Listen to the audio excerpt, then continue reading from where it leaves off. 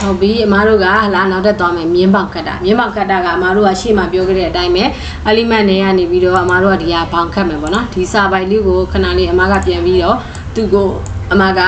စန်တာထားခဲ့မယ်တိုက်ထီကနေပြီးတော့ပါတာကပြီးရင်အမားကဒီမှာသွားပြီးတော့ focus ဒီပိုင်းမဟုတ်ဘဲနဲ့အမားကစန်တာရွေးလိုက်မယ်ဟုတ်လားစန်တာရွေးလိုက်မယ်ပြီးရင်အမားကသူ့ကိုဘောင်ခတ်မယ်ဘောင်ခတ်မယ်ဆိုရင်အမားတို့ဗာလဲဆိုရင်ဒီမှာ rectangular လေးကိုယူမယ်ပြီးရင်အမားတို့ဒီမှာဘောင်လေးဆွဲလိုက်ဘောင်ဆွဲလိုက်ပြီးအမားတို့ဒီမှာဆိုရင်အယောင်ထည့်ကြည့်ဒါအတွင်းသားဒီကောင်ကိုထည့်တာဘေးအောင်လိုင်းကိုထည့်တာဒီကောင်အတွင်းထဲကိုထည့်ခြင်းနဲ့ဒါဆိုအတွင်းထဲမှာဒီရောင်လေးထည့်မယ်ဒါဆိုသူရဒီမှာသူကဒီမှာရှေ့ကိုရောက်နေတယ်ဒါဆိုသူ့ကိုအမားတို့နောက်ပို့ရမယ်ပေါ့နော်ဒီ shape ကြီးကိုနောက်ပို့ရမယ်သူ့ရဲ့ element stroke ရဲ့ design တွေပြင်နေတယ်ဆိုတော့ element နဲ့ဆိုတော့အမားပြောခဲ့တဲ့ဟလားဒီမှာ stroke တစ်ခုချင်းဒါအတူတူပြင်တာဒါတစ်ခုချင်းပြင်တာ stroke ကိုမှအယောင်အမားနည်းနည်းလေးဒီ stroke လေးထည့်လိုက်မယ်ပေါ့အဲဒီ stroke လေးထည့်မယ်ဒီကောင်ကကြအမားတင့်နည်းနည်းလျှော့လိုက်မယ်အယောင်ကြီးအရင်ရင်းနေလို့ဆိုပြီးတော့အတွင်းသားကိုတင့်လျှော့လိုက်တင်းချော်တာမသိတာဒီတိုင်းလေးထားလိုက်မယ်ပြီးရင်အမကဟလာဒီရောင်လေးဖြစ်ဖြစ်ထားလိုက်မယ်သူ့ကိုမတို့ကဘယ်ဥဖို့မှလဲဆိုရင်အလီဘယ်ထဲမှာရှိမလဲဆိုတော့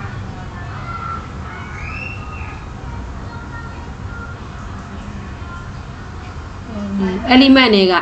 တွေမှာပဲ arrange ဆိုတာရှိတယ်အမတို့က bring forward bring to front ရှိတယ်bring to front ရှိတယ် bring forward ရှိတယ် send backward ရှိတယ် send to back ရှိတယ်အခုအမားတို့ကအဲ့ဒါကိုကွာခြားချက်ကိုပြောမယ်အဲ့ဒါကဘာလဲဆိုရင် Microsoft Word မှာနဲ့အတူတူပဲဟုတ်နော် Microsoft Word မှာနဲ့အတူတူပဲအမားကသိတာအောင်ဟုတ်လားအကြောင်းလေးဆွဲပေးလိုက်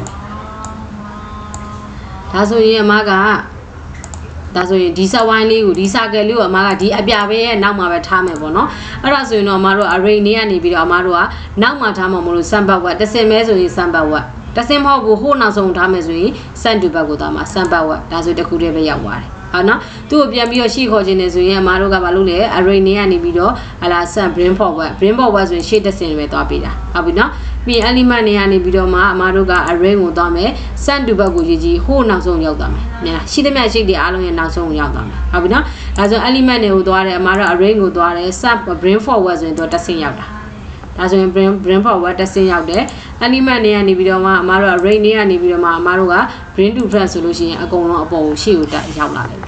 ရမယ်နော်ဒါအမားတို့ Microsoft Word မှာလည်းအဲ့တိုင်းပဲ group ဖွဲ့တာ group ဖွဲ့ခြင်းနေဆိုရင်ဥပမာဆိုပါတော့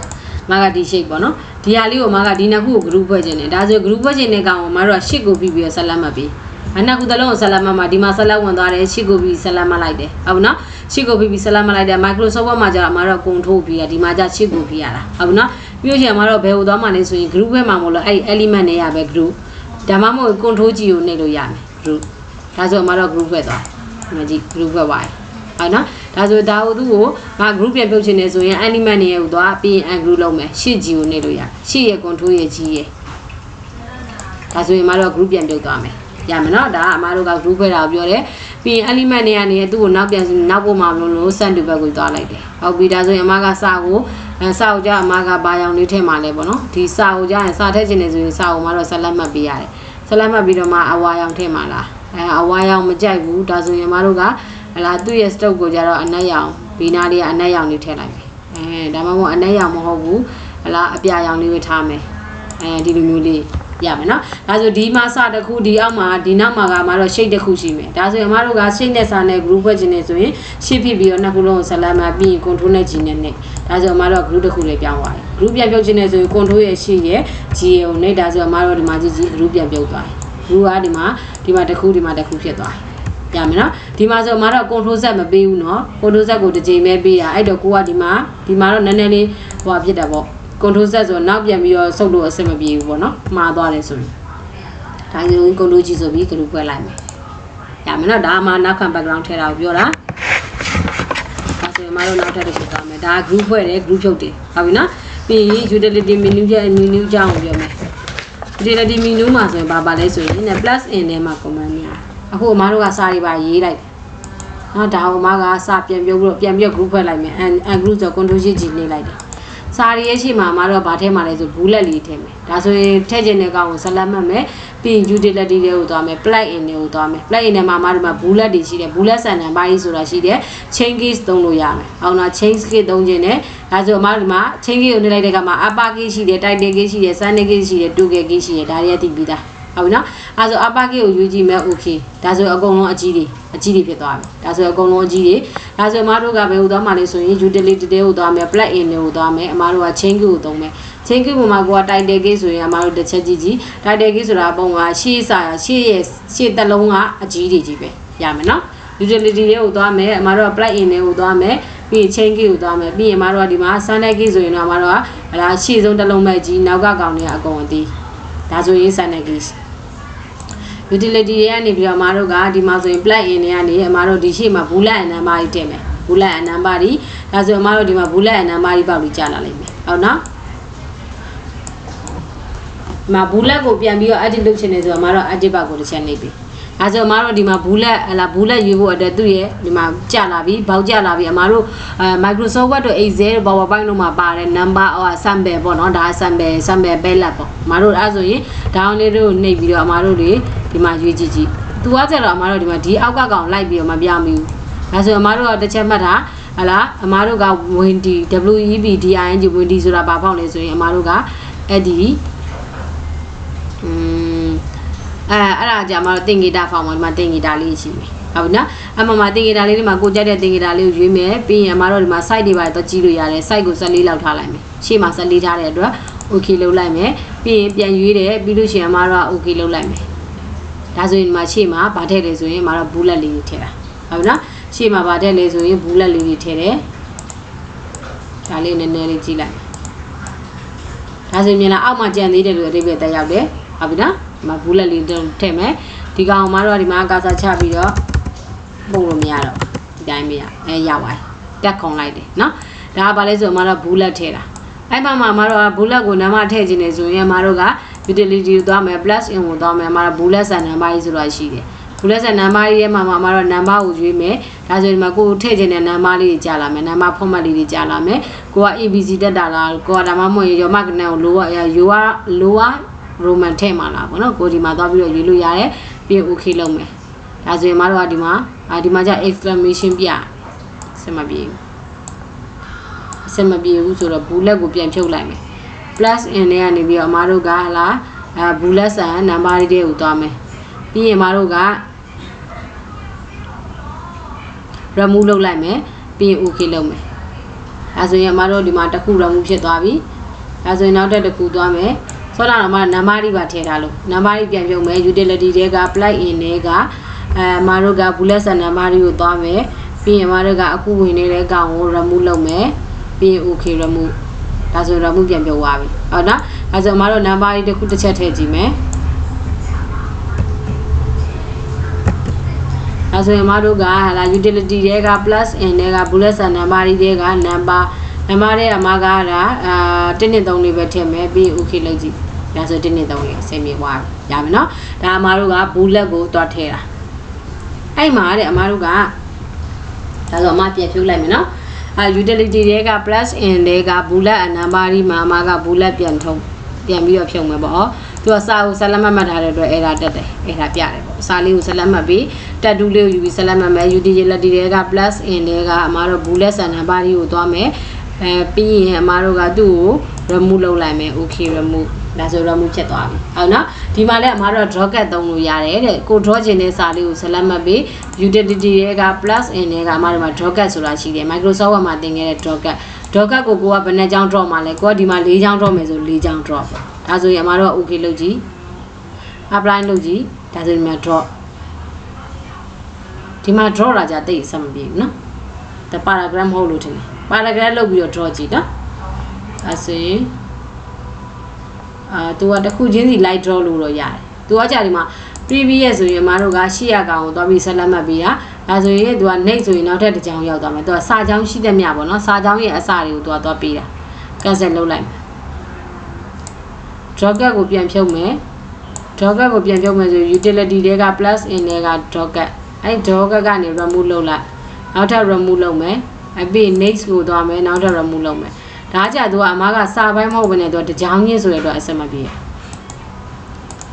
အဲဆိုရင်စာပိုင်းလေးဖြစ်အောင်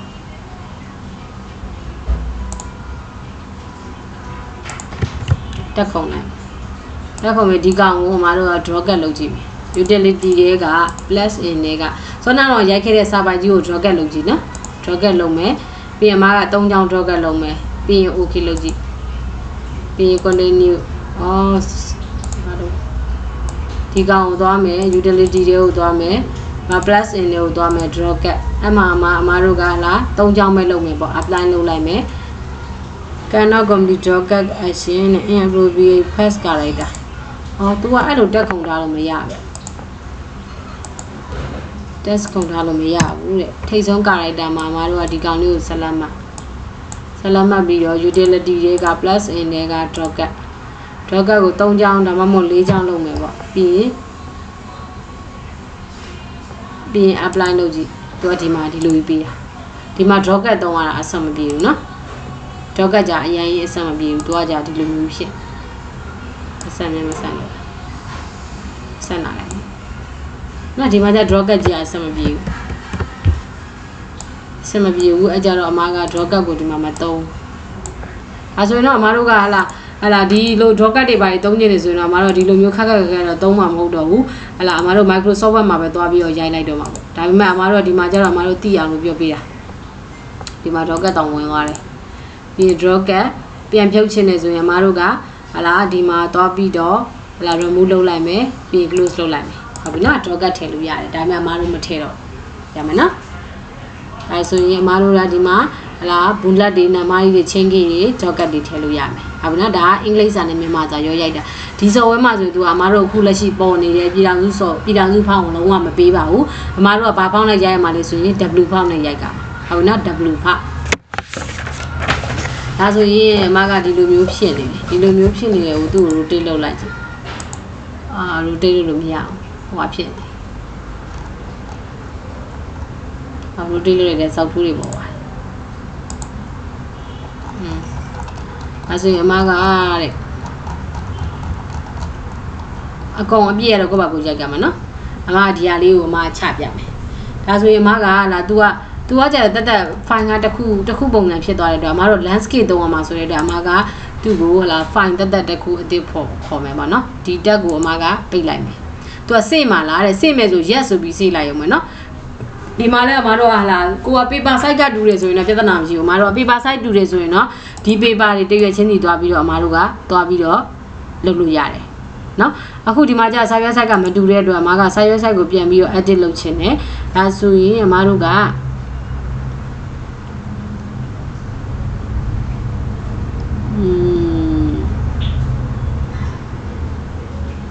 လေးယောက်ထဲက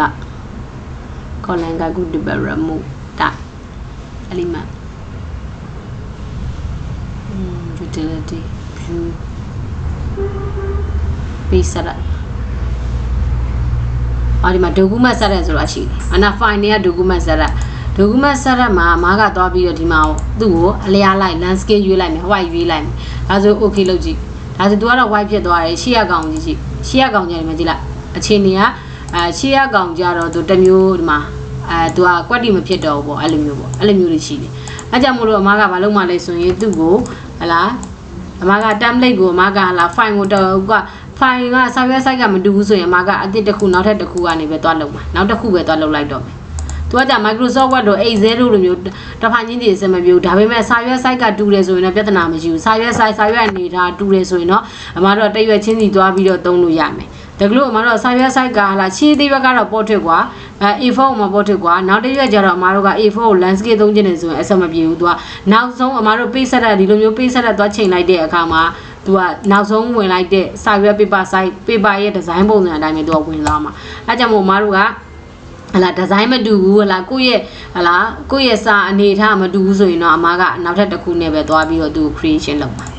ဒါကိုပိတ်လိုက်တယ်အမကတော့ဒီအောင်မသိတော့ဘူးဒီမှာ template တွေကအများကြီးပဲရှိမယ် window တွေကနေပြီးတော့အမတော့ time ကိုယူကြည့်တိုင်းဆိုဒီမှာ template နှစ်ခုရှိတယ်နော် template နှစ်ခုရှိတယ်အဲ့လိုမဟုတ်ဘဲနဲ့ window တွေကနေကို cascade ဆိုရင်ဟိုဘက်ဒီဘက်မြင်ထပ်လိုက်မြင်ရတယ်ဒီအောက်မှာတစ် file ရှိတယ်ဟာလားဒီမှာဒီကောင်လေးကိုအမတို့ကမစီမိုင်းလောက်ထားလို့သူ့ကို restore down လုပ်ကြည့်ဒီအောက်မှာတစ် file ရှိတယ်ဒီမှာ file နှစ် file တက်နေဒီအောက်မှာတစ် file ရှိတယ်နော်ဒါဆိုအမတို့ window တွေကနေတိုင်းဆိုရင်မြင်ရတယ်ဒီမှာတစ် file ရှိတယ်ဒီမှာတစ် file ရှိတယ်ဒါဆိုအမဒီကောင်ကိုဖြတ်လိုက်တော့ ဖြတ်ပြီးတော့အမားတို့ကဒီ site မှာဒီစီဒီဟာဝယ်ယူလိုက်မယ်ဒါအစ်စ်ခေါ်ပေါ့နော်မင်းတို့ကအစ်စ်ခေါ်လိုက်ပေါ့ခိုင်းနေရနေနေယူနေအစ်စ်ခေါ်မယ်အမားကတော့ရှိပြီးသားဟာကိုအမားက document ကို set up လုပ်လိုက်မယ် A4 ဟုတ်တယ်ပြီးရင်အမားကသူ့ကိုအလျားလိုက် white ကိုယူလိုက်မယ်ဒါပဲ site ကိုဖြုတ်လိုက်မယ်ဒါပဲ site ဆိုရင်တော့တောင်းရင်နှစ်ခုယူပဲမှာဆိုလို့နော်ဟိုဘက်အမားကဟိုဘက် 0.5 ဒီဘက် 0.5 ဒီတိုင်းပဲအမားစာရွက်ကိုပြန်ပြီး setting ချိန်တာဒီတိုင်းပြန်ချိန်တာဒါ portrait ကိုအမားက landscape ယူလိုက်တာပေါ့ပြီးပြီဆိုရင်အမားတို့ကဒီပုံစံအတိုင်းသွားမှာဒါဆိုအမားတို့ကဒီနားမှာဒီကောင်ကဒီနားမှာဘောင်တစ်ပေါင်ရှိမယ်ဒီဘက်မှာတစ်ပေါင်ရှိမယ်ရှေ့မှာလည်းဘူးလက်လေးထည့်ထားသေးတယ်ဟုတ်နော်ဘူးလက်မဟုတ်ဘဲနဲ့အမားတို့က sample ထည့်လို့ရမယ် sample ဘူးလက်ထည့်ခြင်းနဲ့ဆိုလည်းထည့်လို့ရပါတယ်ဒါဆိုရင်အမားကအရင်ဦးဆုံးဗာတင်မှာလဲဆို column guide ကိုအရင်တင်လိုက်မယ်ဟုတ်ပြီနော်ဟလာ column guide ဒီမှာ column guide ကဘယ်နားမှာပါလဲတော့မသိဘယ်နားမှာ column guide အကြောင်းပြောထားလဲတော့မသိဘူးအမားက column guide ကိုအရင်ပြောလိုက်မယ်ဟုတ်နော် column guide ဒါဆိုရင်မတို့က column guide ကို column ကိုခွဲမှာမလို့၄ယောက်တည်းကိုသွားပြီးရင် column guide ဆိုတာရှိတယ် column guide မှာမတို့ကဘယ်နှခုခွဲမှာလဲဆိုရင်ဒီမှာဆိုရင်မတို့3ခုခွဲမယ်တစ်ခုနဲ့တစ်ခုကြားမှာရှိတဲ့ space ကိုမက 0 point ဒီလောက်ပဲထားလိုက်မယ် okay ဒါဆို column guide ခွဲပြီးသွားပြီဟုတ်နော် column guide ကိုအရင်ခွဲလိုက်တယ်ခွဲပြီးပြီဆိုရင်မတို့ကဟာလား၄ယောက်ထဲကနေပြီး column guide နော် column guide ကိုအရင်ခွဲလိုက်တယ်ပြီးရင်မတို့က rectangle လေးကိုယူလိုက်တယ်ယူပြီးရင်မကဒီမှာ rectangle တစ်ခုဆွဲမယ်ဒီမှာလဲအမကနောက်ထပ် rectangle တစ်ခုဆွဲလိုက်မယ်ဒီပေါက်ကြီးကိုမလို့ချင်ဘူးဆိုရင်မတော့ပိတ်ထားလို့ရတယ်ပိတ်ထားပြီးတော့ပြန်ခေါ်ခြင်းနေဆိုရင်အမတော့ဘယ်ကနေခေါ်မှလဲဆိုရင် window ထဲကိုသွားမယ်အဲ့မှာအမတို့ကဟလာ show control palette ဆိုတာရှိတယ်။မှာ control palette ကြီးကိုအမနေရာတွေပါဒီလိုမျိုးတွေရွှေ့လို့ရမယ်။ဘောင်လေးကနေကန်ပြီးတော့ဒီဘောင်လေးကနေကန်ပြီးတော့ရမယ်နော်။ဒါပြီးပြီဆိုရင်အမတို့ကဒီမှာ shape ကိုအမကပြန်ပြီးတော့ sorry shape တစ်ခုကိုအရင်ပြီးအောင်ပြောင်းလိုက်မယ်။ပြီးမှပဲအမကလိုက်ပြီးတော့အဲ့မှာလက်ဝင်သွားတာ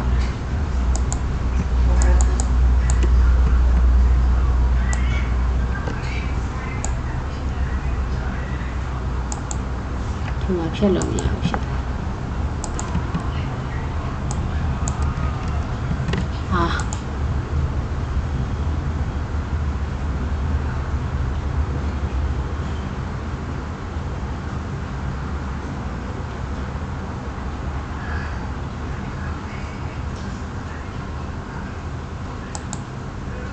မတို့ဒီနောက်ကမြင်နေရတော့ဆွမ်းနာတော့ဟာကိုဘာလို့ခေါ်လဲဆိုရင် guideline လို့ခေါ်တာဟုတ်ပြီနော် guideline ကိုပြန်ပြချင်တယ်ဆိုရင် view တွေကနေပြီးတော့အမတို့မှာ show guideline ဒါဆိုဒီမှာ guideline တွေကထပ်သွားနေရာရွေ့သွားတယ်အမဆွမ်းနာလုံးလိုက်ဒါဆိုရင်ね guideline တွေကို clear လုပ်ချင်တယ်သူကဘာလဲဆိုရင်မတို့ကဟလာဒီမှာ high guideline လုပ်လို့ရတယ် guideline တွေကိုလောချလို့ရတယ်ဒီမှာ clear ကြတော့မအောင်ဘူးဖြစ်ဒီကောင်အဲဆိုမကလာနောက်ထပ်စာရွက်တစ်ရက်ခေါ်လိုက်မယ်1 page ဒါဆိုရှေ့စာရွက်ကိုမလို့ရင်တော့အမက remove လုပ်လိုက် okay အဲ့ဒါတက်သွားလို့အဲ့လိုပဲလုပ်လိုက်အဲ့လိုလုပ်လိုက်တော့ကြလဲသူဒီတိုင်းပဲဝင်တာဟာဒီတိုင်းပဲဝင်နေဒါဆိုရင်မတော့ column guide ကိုကတိရပြန်လုပ်လိုက်မယ်အဲ့တော့၄ယောက်ထည့်ကနေသွားမယ် column guide ကိုအမကဒီမှာ0ပဲထားလိုက်မယ်1ပေါ့1ထားလိုက်မယ် okay အဲဆို column guide ပြန်ပြုတ်သွားမယ်ဟုတ်နော်အဲ့လိုပဲဖြောက်လိုက်တော့မယ်ပြီးလို့ရှိရင်အမတော့ဒီမှာ column guide ကိုသွားမယ်ဒီမှာ column guide ကိုအမက3ခုခွဲမယ်ပြီးရင် okay လုပ်လိုက်မယ်ဒါဆို column guide ဆင်ပြေသွားပြီဒါဆိုအမတို့ဒီမှာ shape တစ်ခုအရင်ဆွဲလိုက်မယ် shape လေးဆွဲလိုက်ပြီးရင်သူ့ရဲ့ဘောင်ပေါ်မှာတစ်ခါလေးသွားပြောင်းမှာဒါလေးရတယ်မှာအပြင်ထွက်သွားလို့ပြီးရင်မတို့ element တွေကိုသွားမယ် stroke ကနေပြီးတော့ဘေးနားမှာဆိုတော့နှစ်ကြောင်းခတ်လိုက်မယ်ဒီလိုမျိုးလေးခတ်လိုက်မယ်ဒီလိုခတ်လိုက်မယ်အဲဆိုရင်မကအတွင်းထဲမှာနန်းဖြစ်နေတယ်အတွင်းသားကိုမှ paper ထည့်လိုက် paper ဆိုရင်မတို့ဒီမှာကန်ရတာကတော့ပြဒီမှာနည်းနည်းပြီးတော့လက်ပေါက်ကတ်တယ်နော်အတွင်းသားကိုမကလာဒီအတွင်းသားလေးကိုနဲ့ paper လောက်လိုက်မယ်ကန်ရအောင်လို့ဒါ paper လောက်လိုက်ပြီ paper လောက်လိုက်ပြီဆိုရင်မကသူ့ကို copy ကူးလိုက်မယ် copy ကူးမယ်ဆိုရင်မတို့က edit ထဲကနေပြီးတော့မတို့ဒီမှာ copy ဟလာ control C control V နဲ့တွားလို့ရတယ် control C control V အဲဆိုဒီမှာ copy တစ်ခုရပြီနောက်တစ်ခု control C control V ဒီမှာ copy တစ်ခုရမယ်ဒါဆိုရပြီအမတို့ရဲ့ဒီကောင်မှာ format ချပြီးသွားပြီเนาะပြီးပြီဆိုရင်အမတို့ကဟလာမြန်မာစာနဲ့အင်္ဂလိပ်စာတွဲပြီးရိုက်မှာမို့လို့ ဒီမှာဆိုမြန်မာစာတွေအင်္ဂလိပ်စာတွေတွဲပြီးရိုက်မယ်ဒါကအမတို့ဒီမှာဆိုဘာဖောင်းသုံးလို့ရလဲဆိုရင် W ဖောင်းပဲသုံးလို့ရမှာနော် W ဖောင်းအမတို့ဒီမှာတခြားဖောင်းတွေတော့သုံးလို့မရဘူးဒါဆိုရင်အမကဒီမှာဒီကနေပြီးတော့ဟလာကာစာချလိုက်တယ်ကာစာချပြီးတော့အမကဗာလဲဆိုရင်ဒီနားမှာလားတိုင်းသူ့ရဲ့ဒီမှာcontrol panel ကနေပြီးအမကဒီမှာ tiny roman နဲ့ရိုက်မယ် tiny roman နဲ့အမကဗာရိုက်မလဲဆို U ဆိုပြီးတော့တက်တော့ရိုက်ထားမယ်ပြီးရင် font ကိုစနစ်နဲ့ပဲရိုက်လိုက်မယ်ဒီကောင်အမက100ယူလိုက်မယ်ပြီးရင်အမက handle လို့ယူပြီးတော့ဒီနားမှာဒီလိုမျိုးလေးချဲလိုက်မယ်ချဲပြီးပြီဆိုရင်အမတို့ကဒီမှာ selection 2ကိုယူပြီးတော့အမမှာ U လေးကိုဒီနားမှာသတ်ထားမယ်ပြီးရင်သူ့ကိုနည်းနည်းလေးချုံလိုက်မယ်ပြီးရင်အမတို့ဒီနားမှာကာစာချလိုက်မယ်ကာစာချပြီးပြီဆိုရင်ကာကြီးရိုက်မှာအဲ့ဆိုအမဒီနားမှာသွားပြီး W ပေါင်းသွားရေးမှာ W အဲ့ဆိုအမက W01 နဲ့ပဲရိုက်လိုက်မယ် W01 ရေးလိုက်ပြီးအမတို့ကကာကြီးရေးလိုက်ပြီဟုတ်နော်အဲ့ဆိုရင်အမတို့ဒီမှာနှစ်ခုချက်သွားပြီဒါကိုအမတို့ copy ကူးပြီးတော့ပေးချပြီးတော့ရိုက်လဲရတယ်ဟုတ်နော်ဒါဆိုရင်အမတို့ကဒီနားမှာဆက်လက်မလိုက်တဲ့အခါမှာသူ့ရဲ့ page ကဒီတိုင်းဝင်နေတယ်ဒါဆိုရင်အမတို့ကဒီနားမှာကာစာချမယ်ပြီးရင်အမတို့ကအနာခောက်မယ်အနာခောက်လိုက်တယ်အနာခောက်ပြီးပြီဆိုရင်အမတို့ကဟလာပြီးရင်အမတိုက်ပင်ကျူတာစစ်ဆိုပြီးအမတို့ကအင်္ဂလိပ်စာကိုအရင်စရိုက်ကြဒီမှာအင်္ဂလိပ်စာဟလာအင်္ဂလိပ်စာကိုအရင်စရိုက်ကြမယ်ပေါ့နော်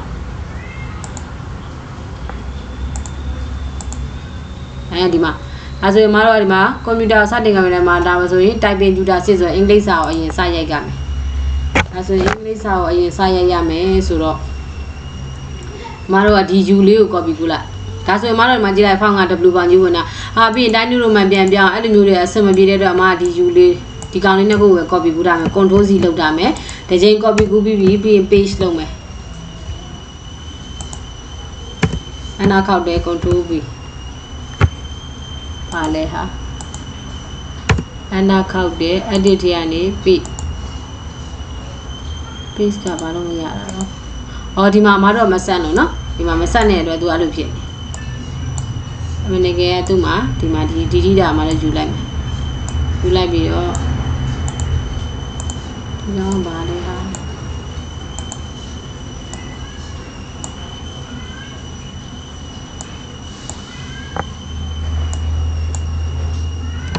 ခဏလေးနော်ဒီမှာကာစာချမယ်မာရိုတိုင်းနူရိုမန်နဲ့ယူဆိုပြီးရိုက်မယ်စပိတ်ပုတ်လိုက်မယ်ပြီးရင်မာကဒီနားမှာ W1 နဲ့ရိုက်မယ် W1 ဒီမှာ W1 နဲ့ရိုက်မယ်ကာစာချမယ်ကာကြီးလို့ရေးလိုက်မယ်ဟာနော်ပြီးရင်မာကဒီဟာလေးကိုဒီဘက်မှာခေါ်လာမယ်ခေါ်လာပြီးရင်မာကဒီမှာတိုက်တူးလေးယူမယ်တက်ကာစာချပြီးတော့ရင်လည်းရေးလိုက်မယ်တိုက်ဆိုပြီးတီတူးယူမယ်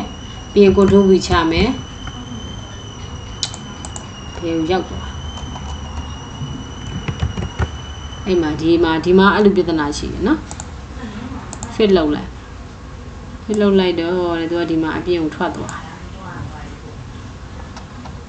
အောက်ကိုရောက်သွားသူ့အပေါ်ပြန်တင်လိုက်အဲ့မှာတိုင်ပဲတော့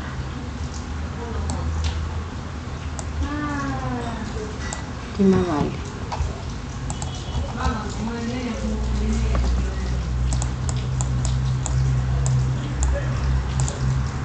အဲဆိုရင်ဒီစာလေးကိုပဲဆက်လက်မှတ်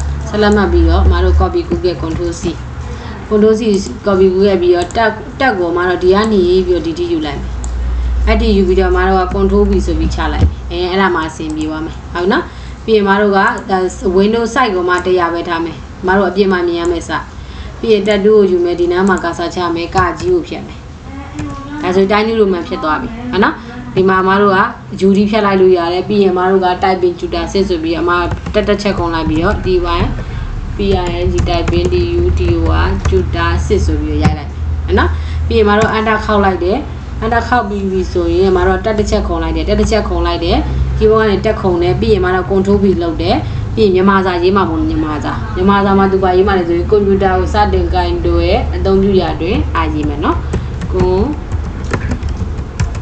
သူကမတို့ကဗာလဲဟိုဟာဖောင်းနဲ့မတူဘူးနော်ဒါလဲဆိုတော့နည်းနည်းလေးဇုံချက်လိုက်မယ်သူကဗာနဲ့မတူဘူးလဲဆိုရင်မတို့ကပြည်ထောင်စုဖောင်းနဲ့မတူဘူးနော်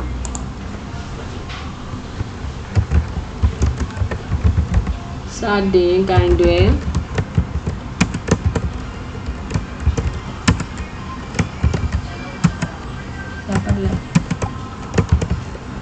ya bale bena ya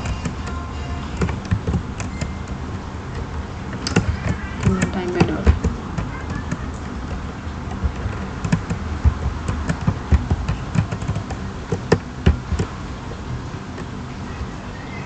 kind do ato Q ya ye ba da cha me Q ya twin hala ပြီးရင်မတို့ကစံနေတယ်လားစနေကြနာတော့စနေကြနာတော့ဒါဆိုရင်မစံတော့စနေကြနာတော့လက်ကွက်ရိုက်နီပြီးတော့ကျတော့မတို့ကဗာလဲအင်္ဂလိပ်လိုရေးရမှာမို့လို့ control ပြီးလုပ်လိုက်တယ်ပြီးရင်မတော့ဒီမှာမြန်မာစာကိုဖြတ်လိုက်တယ်ဒါဆိုရင်ဒီတန်းလေးကဖောက်ကိုကြည့်ပါတန်းနုလိုမှပြောင်းသွားပြီဟုတ်နော် U တော့မဖြတ်ဘူး U ဖြတ်လည်းရတယ်နော် U ထိပြောင်းသွားပြီအဲဆိုတော့မတို့ကဒီမှာ mouse MOU SC mouse ဆိုပြီးရေးမယ်ပြီးရင် control ပြီးလုပ်မယ်ပြီးရင်မတို့ကဟလာဒီပြီးရင်မြန်မာစာကိုပြန်ရိုက်မယ်ပေါ့နော် mouse ကိုဆိုတော့မတို့ကရှေ့ရ U ဖြတ်လိုက်တယ်နောက်ကိုပြန်ဆုပ်တဲ့ကိုmouse ကိုအဲ့မှာဒီအဲ့ဒါမှလွယ်မှာနော်တေချာစွာW ဖောင်ရော W ဖောင်လေးရောလက်ကွက်လေးကျင်နော်တေချာစွာအသုံးပြု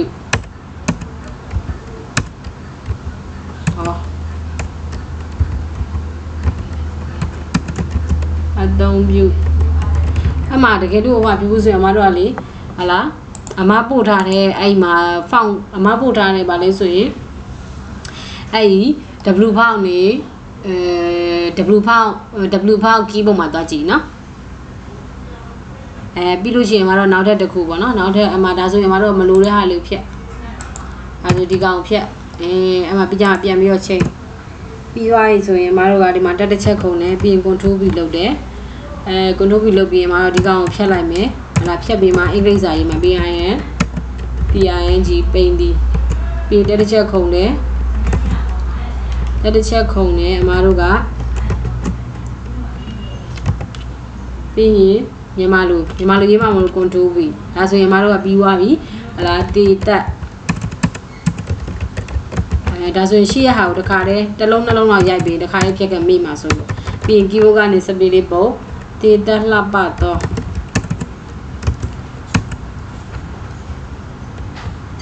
တေတက်လှပတော့အကြီး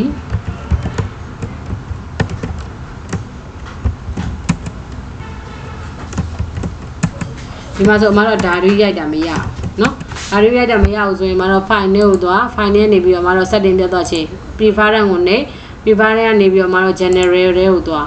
general ကနေပြီးတော့အမတို့ကမိုးသွားမိုးကနေမှအမတို့ဘာလို့ရေးမှလဲဆိုရင်အမဒီနေ့လေးမှာဒီအမှန်ကျင်လေးကိုဖြုတ်ခဲ့အမှန်ကျင်လေးကိုဖြုတ်ပြီးတော့အမဒီနေ့မှာအမှန်ကျင်လေးကိုဖြုတ်ခဲ့ပြီးရင် okay လုပ်မယ်ပြီးရင် okay လုပ်ဒါဆိုရင်အမတို့ကဓာရီရိုက်ကြည့်G design ဒါရီရပါတယ်เนาะအဲ့ဒါမှရမယ်เนาะ G design များကိုဆိုပြီးတော့အမားတို့အဲ့မှာအဲ့လိုမျိုးရိုက်သွားမယ်เนาะရိုက်သွားပြီးတော့ကြတော့အမားတို့ကဒီရှေ့မှာအမားတို့ဒါကြတော့ submit ထည့်တာတော့ပြောတယ်ဒီမှာလည်းအမားတို့က submit လေးထည့်မယ်ဒါဆို submit ထည့်မယ်ဆိုရင်ဒီရှေ့မှာကာစာချမယ် sorry တက်ခုံထားတယ်ဒီရှေ့မှာကာစာချမယ်utility တွေက plug in တွေကအမားတို့က sample ဆိုတာပါလာတစ်ချက်ကြည့်လိုက်ဒီကနေမထဲတော့ပဲねအမားတို့ဘယ်ကနေတော့ထည့်မှာလဲဆိုတော့ဒီ sample ကိုကြာရင်အမားတို့ကcharacter map လေးကိုသုံးမယ်เนาะ character map ဒါဆိုရင်အမားတို့ကလာဒီ search box ကနေပြီးတော့ character map ရှာဒါမှ site ကိုကြည့်ပြီးရေးလို့နော်100 site ကပုံမှန် site ကဒီလောက်ပဲမြင်ရမှာအပြင်မှာဆိုရင်အဲ့လောက်ပဲမြင်ရမှာနော်ဒါအမားတို့ရဲ့ပုံမှန် site အဲ့ဒါမှအမားဒီမှာ site ကြည့်ပြီးရေးတာလို့ဒီလက်ဝါးပုံလေးနဲ့သွားအဲ့ဒါပြီးပြီဆိုရင်အမားတို့ကဟလာ keyboard ကဒီကနေပြီးတော့အမားတို့ character map ဆိုပြီးသွားရှာမယ်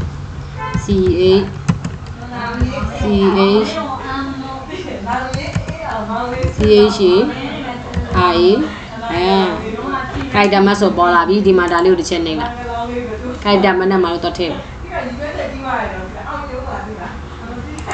ဒီမှာတစ်ချက်နှိပ်လိုက်တယ်ဒါဆိုရင်မတို့က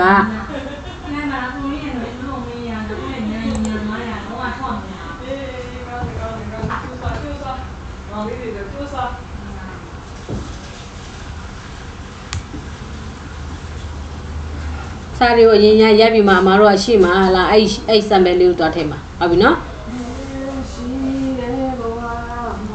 အဲ့ဆိုအမတို့ကဒီနားမှာသွားပြီးတော့ဗာရွေးမှလဲဆိုရင်အမတို့အဲ့ဆောနာတော်က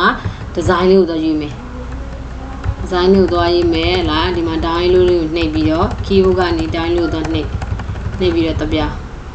ဒိုင်းလေး FA လေးကိုနှိပ် WEBDING ဆိုတော့ webbing ဘောက်ကိုသွားမှာဒါဆိုရင်မကြည့်လိုက် webbing 3ဆိုရင် arrow သင်္ကေတ wedding 2ဆိုရင်အဲ့လိုမျိုးသင်္ကေတ wedding 3ဆိုရင်ဒီလိုသင်္ကေတလေးရှိမယ်အခုမတို့သင်္ကေတလေးကဒီဟာလေးပေါ့ဒါလေးထည့်လိုက်မယ်ပြီးရင် select လုပ်မယ် copy လုပ်မယ်ပြီးရင်ဒါကို minimize လုပ်လိုက်မယ်ဟလား copy လုပ်ခဲ့ပြီဒါလေးဟာခဏနော် minimize လုပ်လိုက်တယ် tab 2ကိုယူတယ်ရှေ့မှာ cursor ချမယ်ပြီးရင် control ပြီးလုပ်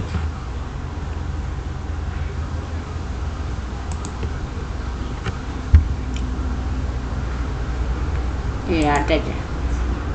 ခဏလေးနော်အဲ့ဒါတက်သွားတယ်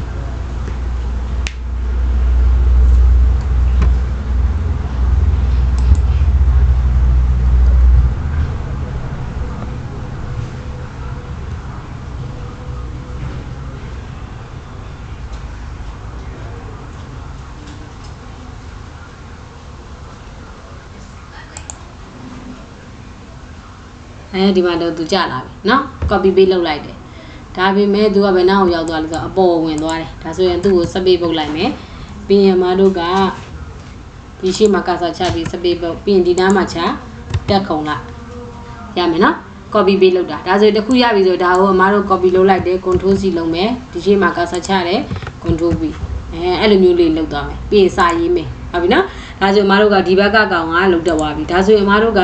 အဲ့ဒါဒီဘက်ကကောင်ကရသွားပြီစာတွေကတူတူပဲเนาะဒီဟာတွေအကုန်ပြီးပြီဆိုရင်ဒီဘက်မှာမတော့ copy ကူးလိုက်ရသွားပြီဒီမှာစာတွေကတူတူပဲ copy ကူးလိုက်ရသွားပြီ W ဘောင်းကိုရိုက်ကြည့်เนาะပြီးရင်မတော့ဒီမှာဒီကောင်လေးရေးမယ်ပြီးရင်မတော့ဒါကကြာမတော့ဆွမ်းနာတော့ဘူးလက်ထည့်ထားတာဟုတ်ပြီနော်စာတွေကိုဆက်လက်မှတ်မယ်ပြီးဘူးလက်သွားထည့်ရမယ်နော်ဒါကကြာဘူးလက်နဲ့ထည့်ထားတာဒါကကြာဘူးလက်နဲ့ထည့်တာမဟုတ်ဘူးစံမယ်ထည့်တာ character မှတ်ကိုသုံးပြီးတော့ပြီးရင်မတော့ဒီပုံထည့်မယ်အဲ့ပုံထည့်တာကြတော့မတို့ကပြီးလက်ဝါးပုံလေးယူလိုက်မယ်မတို့ဒီတန်းမှာအလေးကောင်မှာထည့်မယ်ပေါ့ဒါတရားထားလိုက်မယ်ဒီလေးကောင်မှာထားမယ်ဒါဆိုမတို့ကဟလာဘယ်ကနေတော့ထည့်မှာလဲဆို file နဲ့ကနေပြီးတော့ play နဲ့တော့ထည့်မှာဟုတ်နော် file နဲ့ကနေပြီးတော့ play ဒီမှာအမတို့က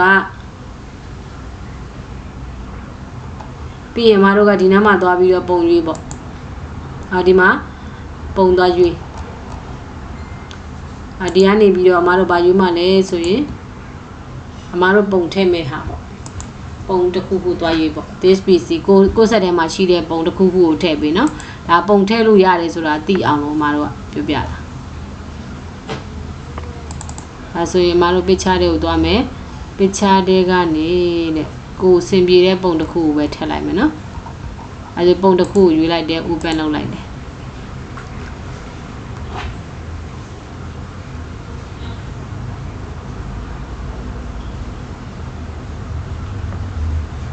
ဒါဆိုရင်အမဒီလိုကြောက်လာမယ်ပြီးရင် yes ပေါ့ yes ကိုခေါ်လိုက်တော့ဒီလိုမျိုးပုံလေးနဲ့ပြလိုက်မယ်အဲ့ဒါမှအမဒီလိုလေးဖိဆွဲပြီအဲ့ဆိုဒီပုံကြီးကိုဒီပုံမှာအမတော့ဒီမှာအောက်မှာအဖြူတွေပါတယ်သူ့ crop ခြင်းနဲ့ crop တို့ရွေးလိုက်တယ် crop ပြီးရင်ကိုလိုချင်တဲ့လောက်လေးပဲ crop ကိုကဘယ်လောက်လိုချင်တာလဲကိုလိုချင်တဲ့လောက်လေးပဲ crop လိုက်အောင်ဒါဆိုရင်ပြီးသွားပြီဒါ crop ပြီးသွားပြီဟာနော်ဒါအမတော့ဒီကပုံလေးကိုဆွဲချဲတယ်ဒါမှဘာထည့်တာလဲပုံမှာဘောင်ကတ်တာလေဒီဘောင်လေးကိုရွေးလိုက်တယ်ပြီးရင်အမတော့ဒီမှာ blue ထည့်မယ်အဲဆိုရင်မတော့ဒီမှာဘောင်ကအဆင်မပြေဘူးဘောင်အဲ့ဒါဆိုရင်မတော့ဘာတူကိုသုံးမှလဲဆိုရင်မတော့ဒါကပြီးတော့မှမတော့ဒီနေ့မှာ rectangular နဲ့ဘောင်သွားထည့်တယ်အဲ့ဒါတော့အဆင်မပြေဘူးအဲ့တော့မတော့ဘာရွေးမှလဲဒီမှာ frame 2ကိုတစ်ခါရွေးလိုက် frame 2ကိုရွေးလိုက်တယ်အမတော့ frame 2နဲ့ချလိုက်တယ်ပြီးတော့မှဒီ frame 2ထဲမှာအမတော့ဘာထဲမှာလဲဆို file နဲ့ကနေပြီးတော့ play ဆိုပြီးတက်မယ် play နဲ့အမတို့က play နဲ့ထည့်ရတာ file နဲ့ကနေ export ဟုတ်တယ် play နဲ့ထည့်နော် play နဲ့အမတို့လာဒီမှာဒီပုံလေးဖြည်းဖြည်းထည့်လိုက်မယ်ဒါဆိုရင်အမတို့ကပုံငါဒီလိုအနေထားရှိတယ်ဒါဆိုရင်အမတို့ outline မှာအမတို့အရောင်ထည့်မယ်ပြီး ပြီးရင်အမက element တွေကိုသွားပြီး stroke size ကိုနည်းနည်းလေးကြည့်လိုက်မယ်ဒီရောင်လေးထည့်မယ်ပေါ့နော်ဒါကကိုကြိုက်တဲ့ရောင်လေးထည့်ပြီးရင်အမတော့ပုံကဒီအပြရောင်မျိုးမြင်နေရတယ်အဲဆိုဒီပုံမှာအမတို့က setting သွားချိန်မယ် utility တွေကနေပြီးတော့အမတို့ကဒီမှာသူ့ရဲ့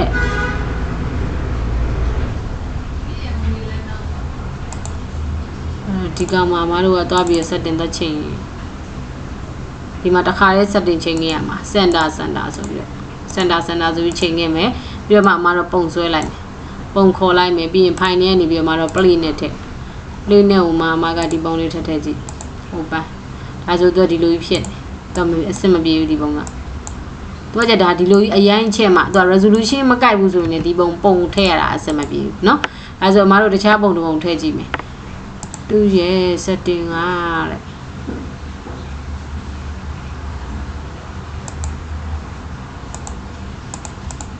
ခ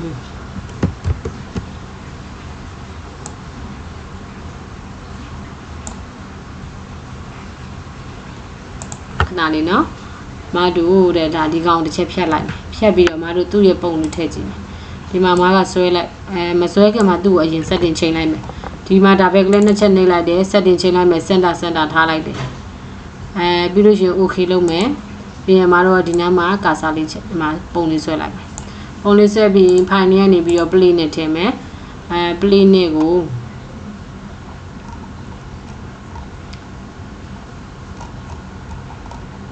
ဘယ်ပုံထည့်မှာလဲသူကအဲ့မှာဒီမှာကြာရင်တော့ပုံထည့်ရနည်းနည်းတော့စကားပြောတယ်ဒီလားအမားတို့စိတ်ကြိုက်ပုံတော့သူကတချို့ကြာရင်သူက resolution ရဲ့စကားပြောတဲ့အတွက် resolution ကိုက်တယ်ဆိုရင်တော့သူကဝင်သွားမယ်အဆင်ပြေရှိမယ်မကိုက်ဘူးဆိုရင်တော့အဆင်ပြေမရှိဘူး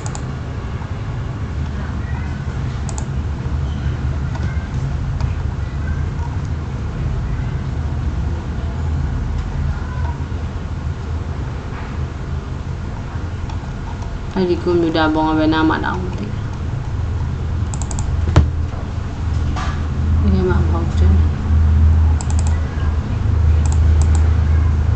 ကိုရဲ့အဆင်ပြေတဲ့ပုံထဲနော်ရတယ်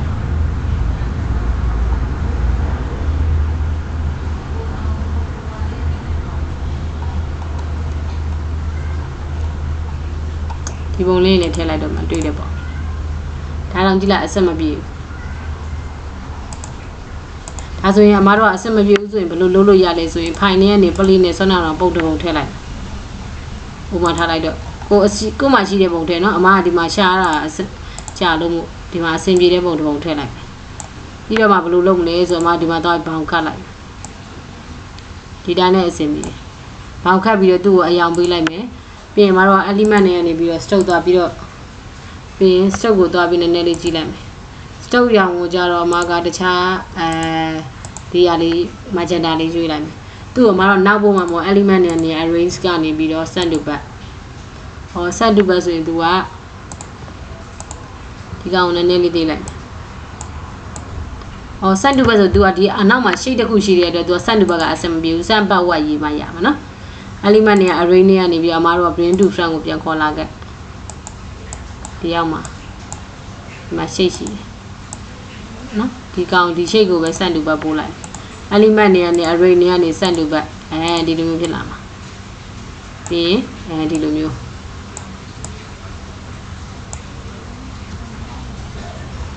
ဒီပုံလေးစမပြေဘူးစင်ပြေတဲ့ပုံလေးထည့် file နဲ့ကနေ play ကနေစင်ပြေတဲ့ပုံလေးထည့်လိုက်ဥပမာဒီပုံလေးပြပြပါနော်ဒီကနေပြီးတော့ဒီဆက်လိုက်အဲ့လိုမျိုးလေးဆိုအဆင်ပြေမယ်နော်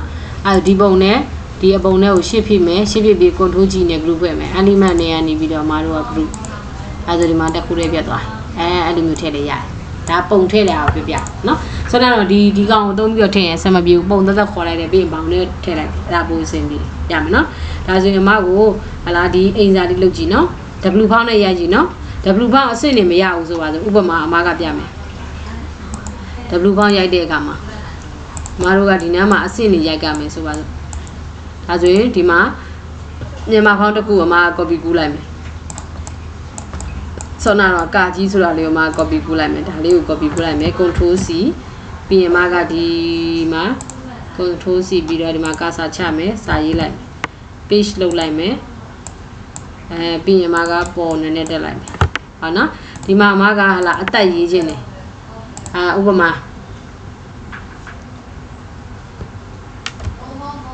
ကံပြီးလို့ရှိရင်ပြီးတော့မေတ္တာရေးမယ်ပေါ့မပြီးတာဝန်မှုနှလုံးဆင်းရမယ်ဟုတ်နော်ဒါဆိုအမတော့ဒီနားမှာဆိုရင်အမတော့ order key တွေနဲ့ရိုက်ကတော့ order key နဲ့ဆိုရင်ကိုကမမှတ်မိတဲ့အတွက်အမ character map ကိုပဲသုံးမယ်ဆောနာတော့လိုပဲ subbox ကနေ character map ခေါ်လိုက်တယ်ဒီမှာ W1 ဖောက်သုံးထားတယ်အဲဆိုဒီကနေပြီးအမက W1 ဖောက်တောင်းမှာဒီကနေပြီး W1 ဖောက်ဒီမှာ W1 ဖောက်တောင်းဒါအမအဆင့်ရေးရပြောတာနော်အဆင့်ရေးနည်းပြပြတာ W1 ဖောက်တောင်းတယ်တောင်းပြီးအမတော့ဒီနားလေးမှာပါရှိတယ်ဆိုတော့တာဝန်မှုမှာအောက်အဆင့်ဒါရိုးတဲ့ဒါတာဝန်မှုလားဒီမှာထပ်စင်နူပြီးတော့အမတို့ဒီမှာတာဝန်မှုသွားရှာမယ်ဒါဆိုရင်ကာကြီးအစ်ဒါဆိုရင်ဘာကုန်းဒါဆိုရင်တာဝန်မှုလားဒါလည်းဘာကုန်းပဲတာဝန်မှုထပ်စင်နူဒီမှာတာဝန်မှုတွေ့တာနော်ဒါဆိုရင်ဆက်လက်လုပ်မယ်ပြီးဒီမှာသူဝင်သွားပြီဒါပေမဲ့ तू ကအပြစ်မမြင်ရလို့ဟုတ်ပြီနော်ပြီးရင်အမတို့က copy လုပ်မယ်ဆက်လက်အရင်လုပ်ပြီးရင် copy လုပ်ပြီးရင် minimize လုပ်တာပြီးရင်အမတို့ control V လုပ်ကြည့်ဒါဆိုသူဝင်သွားပြီတာဝန်မှုရေးချဒါဆိုရင်အမတို့ကတဲ့ font size ကမတူတဲ့အတွက်ဒီ font size ကိုအမတို့ပြန်ပြင်မယ်သူရဲ့ font size ကိုဘယ်လောက်ထားမှလဲဆိုရင်14ပဲထားမယ်သူ12ရေးထားတာ12 font size ကို12ထား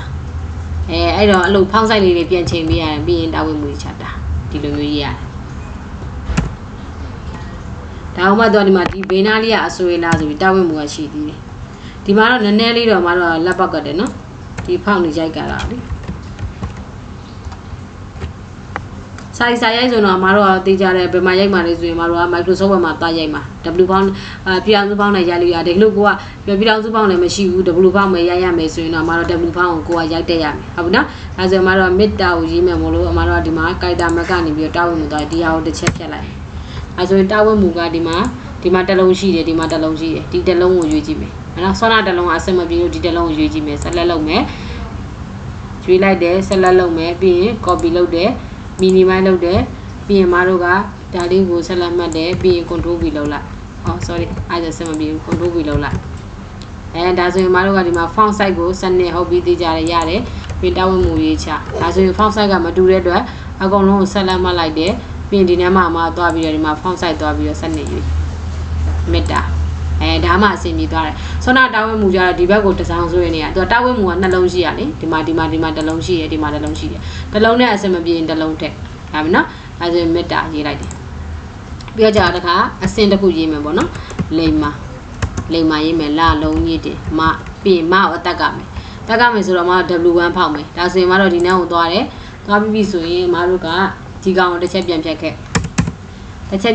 ပြီးတော့မတို့ကဒီမှာမရေးရဒီတခြားဟာကိုရွေးလိုက်ကွာလွတ်တဲ့ကောင်တစ်ခုခုရွေးလိုက်ဒါလွတ်တယ်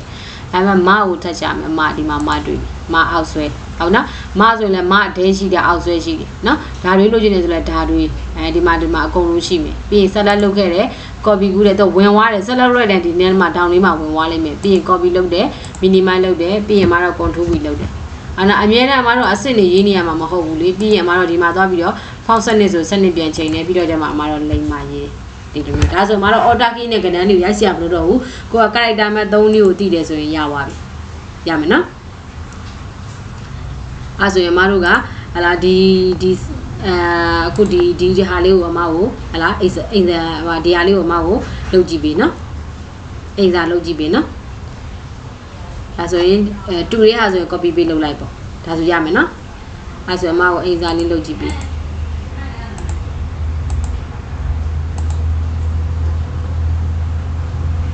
အဲဆိုအဲ့ဒါအိမ်စာလုပ်ကြည့်ပြီနော်